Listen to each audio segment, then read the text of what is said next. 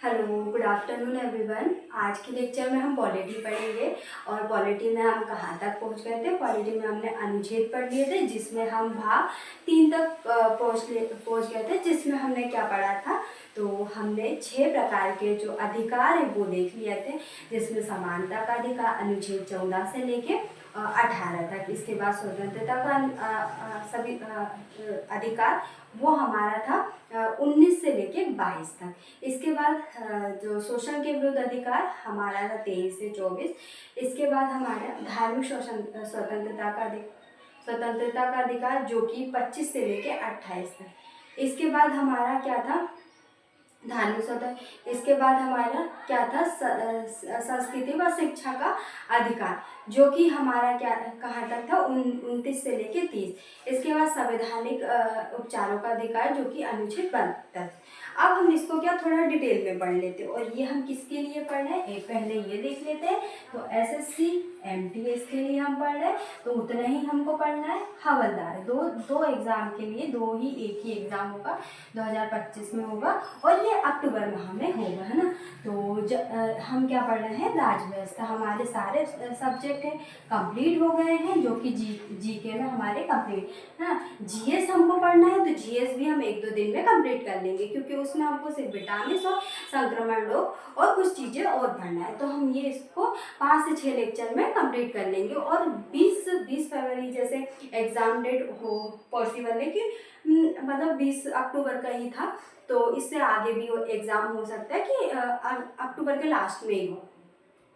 तो तब तक हम हमारा क्या सिलेबस भी कंप्लीट कर लेंगे। तो सबसे पहले हम अनुच्छेद देख लेते हैं ना। तो हम भाग किस पे थे, भाग 3 पे थे, जो कि किससे संबंधित है, मौलिक अधिकारों से संबंधित है। मौलिक अधिकारों से संबंधित है अधिकार। इसके बाद ये अनुच्छेद कितने में दिए हैं, तो अनुच्छेद हमारे 12 से लेके ये 35 तक दिए है ना।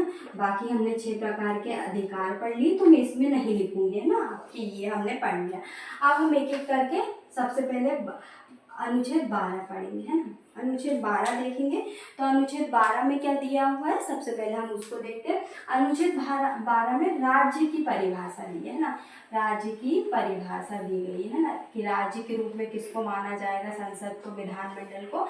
तो ये दिया हुआ है, ये हमको डिटेल में पढ़ने की जरूरत नहीं है। अनुच्छेद 13 में न्यायालय जा सकते हैं ना, हाई कोर्ट के संबंध में, ये जरूरी नहीं है हमारे लिए। अनुच्छेद 14 में क्या दिया है, समानता का अधिकार, है ना। मैं यहाँ पे लिख देती हूँ समानता का अधिकार। ये हमारे कुछ प्रकार के अधिकार थे 6, तो हमने ये देखा। तो इसमें 14 में क्या दिया है, कानून के समक्ष समता, है ना। कानून के समक्ष समता, है ना। कानून के लिए सब क्या होंगे, इक्वल होंगे। क्या होंगे, कानून के लिए सभी क्या इक्वल होंगे। ये किसमें दिया है, अनुच्छेद 14 में बताया। इसमें 2 प्रकार की चीजें याद रखना। एक तो विधि के समक्ष समता, है ना, ये हमने ब्रिटेन से लिया है। और विधियों का समान संरक्षण, है ना। क्या है, विधियों का समान संरक्षण। अब टाइम होता तो मैं इसको अच्छे से बताती आपको, अगर इसको बताऊंगी तो सारी चीज़ें हमारी क्या छूट जाएंगी। तो ये क्या है, अमेरिका से लिया। बाकी मैं यहाँ आपको सिर्फ फैक्ट ही बता रही हूँ, है ना। तो ये 2 चीज़ें इसमें। अनुच्छेद 15 में इसमें है नस्ल, ये चीज़ें आप देख लेना। जन्म स्थान, नस्ल, जन्म स्थान, लिंग, है ना, लिंग और जाति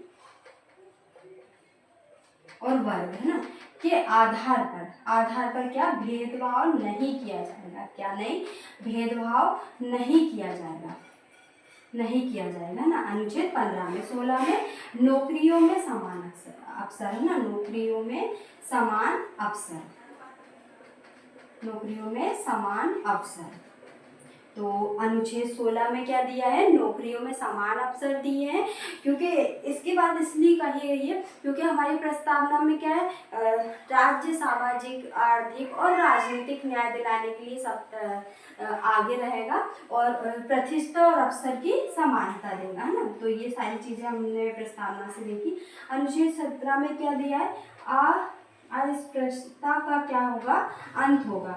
मतलब जो छुआछूत है उसका अंत। इसके बाद 18 क्या है, उपाधियों का अंत। क्या है, उपाधियों का अंत। जैसे उपाधि हो गई, जैसे केसर है, हिंद है ना, ये सारी उपाधि जो भी अभी कोई भी उपाधि अगर किसी को भी मिलती है, किसी भी व्यक्ति को, तो वो किससे, राष्ट्रपति से पूछेगा, या तो उपाधि बिना पूछे नहीं ले सकता ना, किसी भी अन्य देश से अगर उसको मिलती है तो ये हमारे हो गए अनुच्छेद 18। ये हमारा समानता का अधिकार इसमें कंप्लीट हो गया। अब सेकंड हम देखेंगे अनुच्छेद 19 से स्वतंत्रता का अधिकार। तो ये हमारा एक अधिकार कंप्लीट हो गया। सेकंड हमारा अधिकार हम स्टार्ट करते हैं।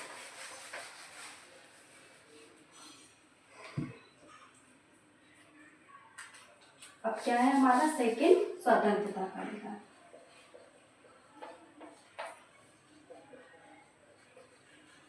स्वतंत्रता का अधिकार, इसमें क्या है हमारा, इसमें हमारे हैं अनुच्छेद 19। तो अनुच्छेद 19 के तहत 6 जो है वो स्वतंत्रता दी है, 7 दी गई थी पर संपत्ति को क्या हटा दिया गया। अब इसको हम ए और बी से देखेंगे। ए में क्या दिया है, विचार और अभिव्यक्ति की स्वतंत्रता का क्या है, विचार और अभिव्यक्ति, मतलब हम अपने विचार व्यक्त कर सकते हैं और बोल सकते हैं। इसके बाद बी में क्या दिया है, शस्त्र ही सम्मेलन करने की स्वतंत्रता। इसके बाद संगठन बनाने की स्वतंत्रता। संगठन, इसको भी हमने क्या सीमित किया है, क्योंकि जो मौलिक अधिकार है हमारे क्या है, सीमित है, इस पर प्रतिबंध लगाया जा सकता है अगर इसका कोई उल्लंघन करता है। डी में क्या है, भ्रमण करने, है ना, कहीं भी देश में भ्रमण, पहले इसमें, अब बाद में जम्मू कश्मीर आता था, अब ये इसको क्या हटा दिया अनुच्छेद 370 के द्वारा। इसके बाद डी के बाद ई आ गया। ई में क्या है, निवास करने की स्वतंत्रता, है ना, निवास करने की या रहने की स्वतंत्रता कहीं में भी।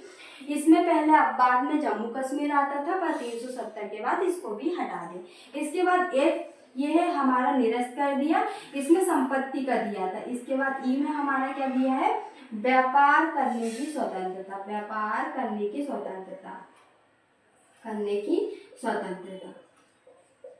तो ये हमारे हो गए अनुच्छेद 19 से संबंधित। इसके बाद अनुच्छेद 20, कुछ दशाओं में क्या है, गिरफ्तारी से अपराध को दोष सिद्धि हेतु संरक्षण। अपराध को दोष सिद्धि हेतु क्या है, दोष सिद्धि हेतु संरक्षण, दोष सिद्धि हेतु संरक्षण, कि अगर कोई अपराध करता है तो उसके लिए क्या है, 24 घंटे में न्यायालय के समक्ष प्रस्तुत करना होगा और उसका क्या कारण बताना होगा कि उसको क्यों किया गया है ना गिरफ्तार। तो और वो अपने पसंद का क्या वकील भी चुन सकता है। तो ये सारी चीजें अपराधों को दोष सिद्धि हेतु संरक्षण में। इसके बाद 21 में क्या दिया है, व्यक्तिगत स्वतंत्रता, है ना, व्यक्तिगत स्वतंत्रता, या हम इसी को बोलते हैं जीवन की स्वतंत्रता, है ना, जीवन की स्वतंत्रता। तो ये अनुच्छेद 21 हो गया।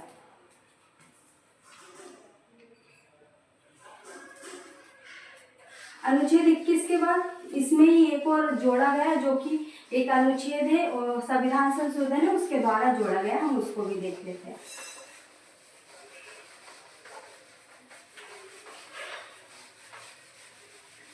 तो ये हमारे पॉसिबल है कि आज कंप्लीट हो जाएंगे। तो 21 का जो कि शिक्षा का अधिकार है, शिक्षा का अधिकार मौलिक अधिकार है ना, जो कि 6 से 14 वर्ष के बच्चों के लिए है ना। और ये 86वें संविधान संशोधन के द्वारा 2003 में इसको जोड़ा गया है ना। इसके बाद 22वें, कुछ दशाओं में गिरफ्तारी के संबंध में संरक्षण, है ना, कुछ दशाओं में गिरफ्तारी, है ना, तारी के संरक्षण, है ना, इसको इतना ही हमको याद रखना है। तो गिरफ्तारी से संबंधित क्या क्या चीजें दी है ये इसमें है। इसके बाद हमारा डायरेक्ट आ जाएगा स्वतंत्रता का अधिकार हो गया। अब शोषण के विरुद्ध अधिकार, है ना, शोषण के विरुद्ध अधिकार,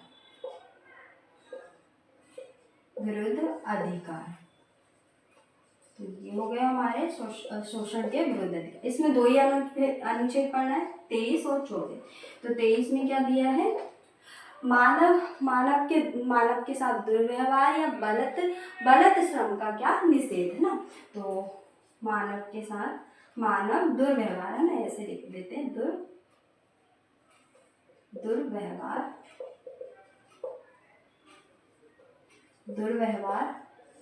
व बलत है ना, बलत श्रम का निषेध है ना,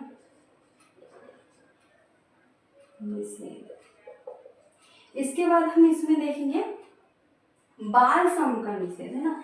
तो बाल श्रम का निषेध, अब बाल श्रम से हम क्या देखेंगे, तो बाल श्रम से निषेध जो 6 से लेके 14 वर्ष से जो कम बच्चे हैं उनको किसी भी जोखिम भरे कार्यों में लाया नहीं जा सकते। जैसे कोई भी अगर कोई जैसे ईंट उठवाता है, नहीं ईंट तो छोटे होगा, जैसे घरों से संबंधित चीजें हैं तो उनमें उनको नहीं रखा जाएगा, नहीं तो उन पे कानूनी कार्यवाही होगी है ना। तो अनुच्छेद 24 में बाल श्रम का निषेध किया गया है।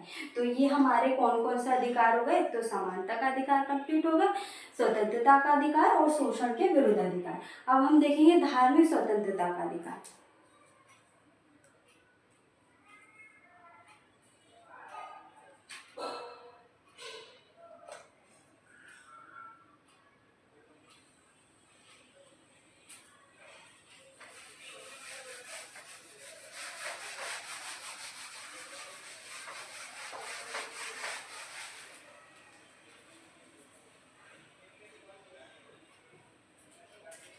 इसके बाद हम देखेंगे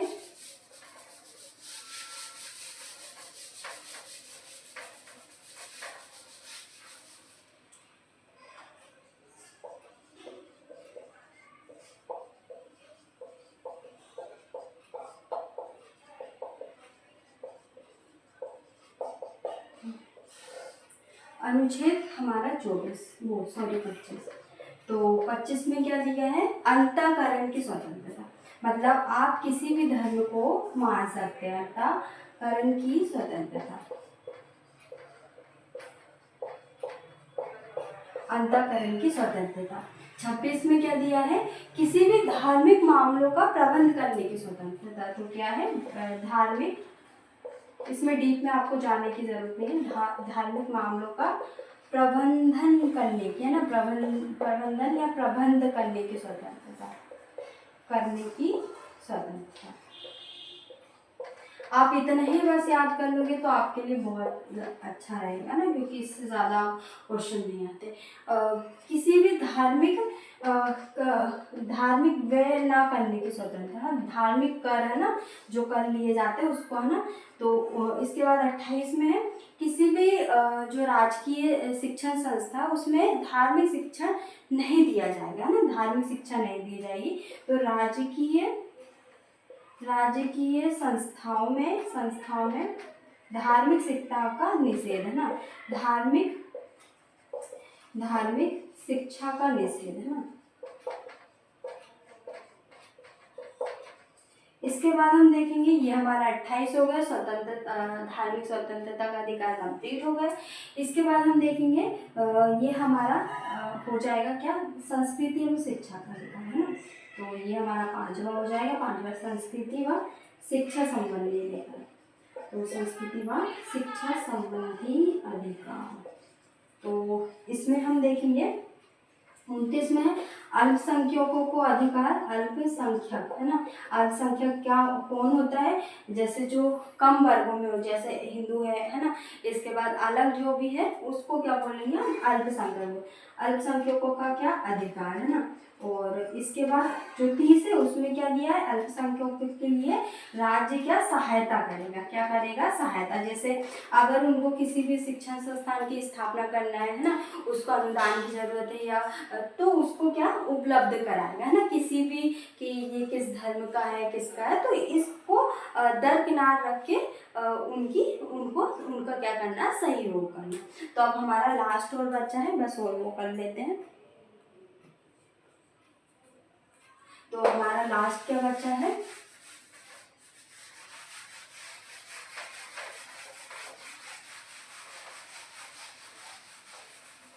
लास्ट हमारा बच्चा है संवैधानिक उपचारों का अधिकार, हम सिर्फ 32 देखेंगे, है ना। संवैधानिक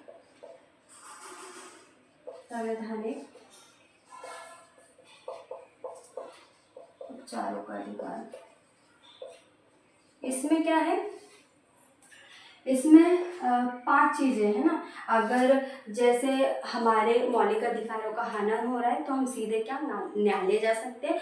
अगर हाई कोर्ट जाएंगे तो अनुच्छेद 32 के तहत, और अगर हम सुप्रीम कोर्ट जाएंगे तो 32, और हाई कोर्ट जाएंगे तो अनुच्छेद 226 के तहत, है ना। तो इसमें 5 प्रकार के जो हमको है अधिकार प्राप्त है ना, जो रिट है ना, रिट बोलते हैं ना, रिट जारी कर सकते हैं।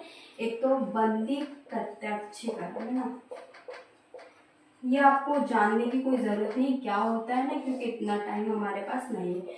उत्प्रेषण, है ना, इसके बाद प्रतिषेध हो गया। जब मैं आपको पॉलिटी पढ़ाऊंगी तब ये सारी चीज़ें देख लेंगे, है ना। परमादेश, परमादेश मतलब किसी को आदेश देना। इसके बाद 5वीं रिट हमारी कौन है,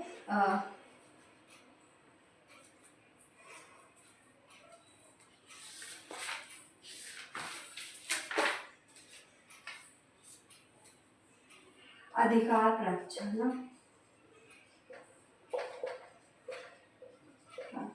तो ये 5 प्रकार की रीट है जो कि संवैधानिक उपचारों के अधिकार में दी गई है। तो ये हमारा क्या मौलिक अधिकार कंप्लीट होते हैं। ये मौलिक अधिकार हमारा कंप्लीट हो गया। इसके बाद हम ये भाग हमारा 3 हो गया। अब भाग 4 को देखते हैं। बाकी हमारा भाग 4 कल ही कंप्लीट होगा, आज तो हो नहीं पाएगा। तो भाग 4 हम देखते हैं। भाग 4 में क्या क्या दिया है हम इसके बारे में थोड़ा बहुत देख लेते हैं। तो भाग 4 में क्या दिया है, राज्य के नीति निर्देशक तंत्र, राज्य के नीति निर्देशक तंत्र। तो राज्य के नीति निर्देशक तंत्र दिए हैं और ये अनुच्छेद कहाँ से कहाँ तक दिए हैं, तो ये अनुच्छेद हमारे दिए हैं 36 से लेके 51 तक। तो इसमें हम देख लेते हैं 36 में क्या दिया है। तो 36 में क्या राज्य की परिभाषा दी गई है। 36 में दिया है राज्य की परिभाषा। जैसे मौलिक अधिकारों में राज्यों की परिभाषा दी है वैसे ही इसमें दी गई है। 37 में क्या दिया है, इसके हनन होने पर, क्या है, इसके हनन होने पर न्यायालय सुप्रीम कोर्ट नहीं जाया जा सकता है ना, नहीं जाया जा सकता है ना, नहीं जाया जा सकता। अब इसके अपोजिट क्या था, इसके अपोजिट जो मौलिक अधिकार थे, मौलिक अधिकारों के हनन होने पे सीधे क्या, अगर राज्य इनको नहीं दिला रहा है तो सीधे हम कहाँ जा सकते थे, न्यायालय।